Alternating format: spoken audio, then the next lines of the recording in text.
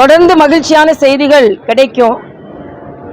முற்றிலுமாக மகிழ்ச்சியான செய்தி 2026 தேர்தலுக்கு பின்பு எங்களுக்கு கிடைக்கும், தமிழக மக்களுக்கு கிடைக்கும். ஏன்னா தமிழக மக்கள் எப்பொழுது ஆட்சி மாற்றம் ஏற்படும் அப்படின்னு நினைத்து கொண்டிருக்காங்க. இன்னைக்கு கூட பார்த்தீங்கன்னா சத்தம் இல்லாமல் பால் விலையை ஏற்றி இருக்கிறார்கள். பால் விலையில மில்லியே குறைச்சிருக்காங்க. டாஸ்மாக்ல மில்லி ஏற்றுவாங்க, பாலில் மில்லியை குறைப்பாங்க. அதுதான் இந்த திராவிட மாடல் ஆட்சி. அதனால இன்னைக்கு எல்லா விதத்திலும் மக்கள் மிகுந்த மன வருத்தத்தோடு இருக்கிறார்கள். அதனால ஏற்கனவே தேசிய ஜனநாயக கூட்டணி பலம் பொருந்திய கூட்டணியாகத்தான் இருக்குது. இன்னைக்கு பாமக இணைந்ததற்கு பின்பு கூடுதல் பலம் பெற்றிருக்கிறது. இதே போல பல கூடுதல் பலங்களை நாங்கள் பெறுவோம். அதனால இன்னைக்கு அண்ணன் எடப்பாடி அவர்கள் பழனிசாமி அவர்கள் சொன்னதை போல நிச்சயமாக புதிய கட்சிகள் இணையும். இன்னைக்கு பழனிசாமியும் ராமனும் சேர்ந்திருக்கிறார்கள். முருகனுக்கு நல்ல தீர்ப்பு கிடைத்திருக்கிறது திருப்பரங்குன்றத்தில். ஆக வழக்காடு மன்றத்திலும் எங்களுக்கு நல்ல தீர்ப்பு கிடைத்திருக்கிறது.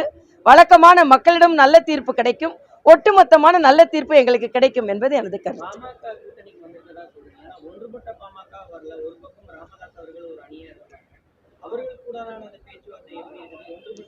இல்ல, அதுல நான் கருத்து சொல்ல விரும்பல.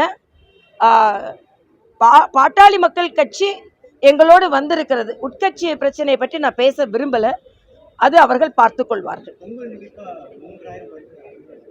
இல்ல, இந்த 3000 பாண்டிச்சேரியில கூட கொடுத்தோம். ஆனா அது டிபிடி என்ற அவர்களோட வங்கி கணக்குல செலுத்திட்டா பரவாயில்ல. இது மக்களை நிக்க வச்சு நான் கொடுக்குறேன் பாரு அப்படின்னு கொடுத்து, இப்ப இந்த லேப்டாப்ல பாருங்க, குழந்தைங்க அதை எடுத்துட்டு போக முடியல. எல்லா இடத்துலயும் படத்தை ஒட்டி, இளைஞர்கள் ஒரு லேப்டாப்பை மரியாதை எடுத்துட்டு போக முடியுதா? எல்லாத்துலயும் அவங்க படத்தை ஒட்டி, இது இலவச லேப்டாப் தான் அவங்க எடுத்துட்டு போறாங்க அப்படின்னு செய்யற அளவுக்கு செய்யணுமா? இப்போ பாண்டிச்சேரியில கூட நாங்க கொடுத்தோம், ஆனா அட்டையில கொடுத்துட்டு உள்ள ஒண்ணும் அப்படி கொடுக்கல.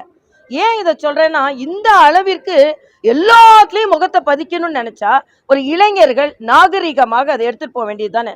ஆக இவங்க எல்லா இடத்துலயும் படத்தை இன்னைக்கு கூட அப்படிதான் தூய்மை பணியாளர்களுக்கு சாப்பாடு கொடுக்குறாங்க, அதுல ஒரு முகம். இவங்க தான் சொன்னாங்க, மற்றவங்க ஸ்டிக்கர் ஒட்டிடுறாங்க. ஸ்டிக்கர் மரியாதைக்குரிய பாரத பிரதமர் 150 நாடுகளுக்கு வேக்சின் கொடுத்தார். அதுல அவர் படம் வந்ததை உடனே அதுக்கு கொடுக்கலாமான்னு கேட்டீங்க. ஆனா இன்னைக்கு பாத்தீங்கன்னா எல்லா இடத்துலயும் படத்தை ஒட்டி வைக்கிறீங்க. அது மக்கள் வரி பணம் என்பது எல்லோருக்குமே தெரியும். பால் விலை ஏற்றப்பட்டு இருக்கிறது. இன்னைக்கு திராவிட முன்னேற்ற கழகம் இன்னைக்கு முதலமைச்சர் சொல்றாரு அவதூறு சாபம். ஆமா, நீங்க அவதூறு செய்து கொண்டிருந்தால் அவதூறாதான் சொல்லுவார் அவர். அமித்ஷா அவர்கள் இன்னைக்கு அமித்ஷா அவர்களை பார்த்து அரண்டு இருக்கிறார்கள். எப்ப பார்த்தாலும் அமித்ஷா, உதயநிதி பேசினாலும் அமித்ஷா, முதலமைச்சர் பேசினாலும் அமித்ஷா, சேகர் பாபு அமித்ஷா, அவங்க எல்லாம் அமித்ஷா பார்த்து பயப்படுறாங்க. சேகர் பாபுக்கு எங்களை பார்த்தாலே பயம் வந்துருது, டென்ஷன் ஆயிடுறாரு. எங்களை பார்த்தாலே ஐயோ இவங்கெல்லாம் கோயிலுக்கு வர்றாங்களேன்னு டென்ஷன் ஆயிடுறாரு. அதனால நிச்சயமா ஒரு மகிழ்ச்சியான சூழ்நிலையில் நாங்கள் இருக்கிறோம். நிச்சயமாக இந்த மகிழ்ச்சியான சூழ்நிலை 2026 தேர்தல் வரையும், தேர்தல் நிறைவடைந்த பிறகும் ஜார்ஜ் கோட்டைக்கு போகும் வரை தொடரும்.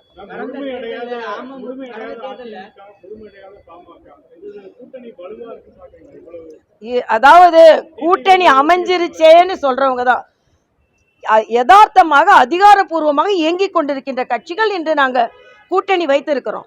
உட்கட்சியில் எவ்வளவு நான் கேட்கிறேன், காங்கிரஸ்ல என்ன முழுமை அடைஞ்சிருக்கா மாதிரி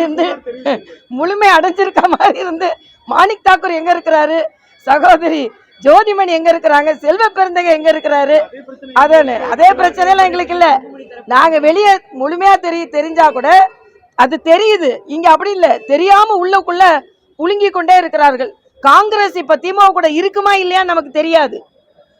அண்ணன் திருமாவளவன் உள்ள இருக்காரான்னு தெரியாது. நாங்க யார் இருக்கிறோமோ அது தெரியுது. அதனால நிச்சயமாக நாங்கள் பலமாக இருக்கிறோம், அவங்க பலமாக இருக்கிற மாதிரி பலவீனமாக இருக்கிறார்கள் என்பதுதான் எனது கருத்து. அதனால தான் எப்ப பார்த்தாலும் அமித்ஷாவே ஞாபகத்துக்கு வந்துட்டு இருக்காரு. அது இன்னும் கால அவகாசம் இருக்குது, என்ன முடிவு எடுக்கிறாங்கன்னு பார்க்கலாம்.